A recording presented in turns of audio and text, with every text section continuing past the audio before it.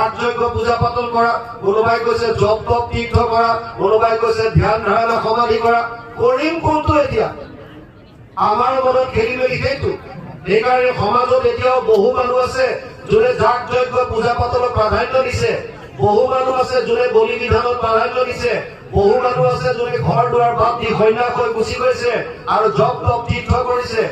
কোনোবা আছে ধ্যান ধাৰণাত মগ্ন হৈছে। আপুনি কাকো নিন্দা কৰিব নাপায়। কিয়? যাৰ হাতত যোনখন গ্ৰন্থ পৰিছে তেওঁলোক সেইখনৰ মতে চলি আছে। যেতিয়ালৈকে শাস্ত্ৰৰ উত্তম গীতা ভাগৱত হাতত নাহিব, যেতিয়ালৈকে শাস্ত্ৰৰ উত্তম গীতা ভাগৱত অধ্যয়ন নকৰিব, যেতিয়ালৈকে ভাগৱতৰ সাৰ মৰ্ম গুৰুজনাই দি যোৱা কীৰ্তন দশম অধ্যয়ন নকৰিব, যেতিয়ালৈকে মহাপুৰুষ মাধৱদেৱে দি যোৱা ঘোষাৰ ৰত্নাৱলী অধ্যয়ন নকৰিব, তেতিয়ালৈকে মানুহে এই পৰম মাৰ্গটোৰ বিষয়ে তত্ত্বটো উপলব্ধি কৰিব নোৱাৰিব। বাপ বান্ধৱ ভাইমাতৃ সমস্ত সময় যথেষ্ট আছে। আমাৰ একেবাৰে কম আৰু বহু কেইজন আছে। আমাৰ পনীয়া বাপ আছে, হাতীমূৰীয়া বাবু আহি পালেহি নেকি, গগৈ বাপ আছে, আমাৰ কাষতে আছে।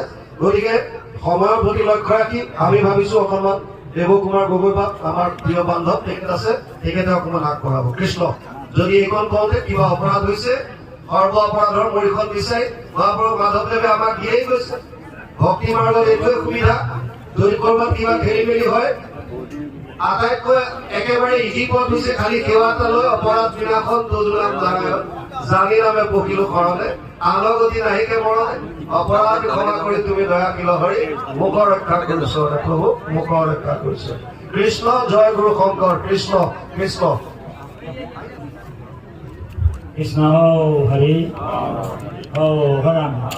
খুব কম সময়ৰ ভিতৰত তত্ত্বগধুৰ কথাৰে আপোনাক মহামহন্তক আলোকিত কৰা পৰম শ্ৰদ্ধাৰ বিশ্বনাথ জিলা শাখাৰ প্ৰচাৰক তথা ভাগৱত বক্তা আমাৰ ৰন্টু শইকীয়া বাপক আমি ভক্তিপূৰ্ণ সেৱা জনাইছোঁ। যিমানকণ সময় দিব লাগিছিলে তদ্ৰূপ দিব পৰা নাই।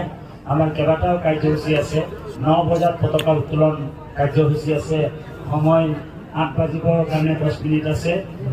আমাৰ পৰম শ্ৰদ্ধাৰ দেৱকুমাৰ গগৈ বাপে আপোনালোকক খুব কম সময়ৰ ভিতৰত সাৰ তত্ত্ব অমৃতময় বাণীবিলাক প্ৰকাশ কৰিব। লগে লগে আমাৰ জগতমণি বাপ পঢ়িব, মাধৱ পেগু বাপ আছেই, আৰু লগে লগে আমাৰ টুটু হাতীমূৰীয়া বাপু অকণমান ব্যাখ্যা কৰিব। তাৰপিছতে আমাৰ নাম প্ৰসংগ হ'ব আৰু আমাৰ বাপজনক আমি পাপ মাজুলী জিলা শাখাৰ এই ঢকুৱাখানা জিলা শাখাৰ আমাৰ মেধিবাপক মাজুলীৰ মেধিবাপক আমি পাঠ ভাগে আগবঢ়াবৰ কাৰণে সেৱা জনা হৈছে। কৃষ্ণ।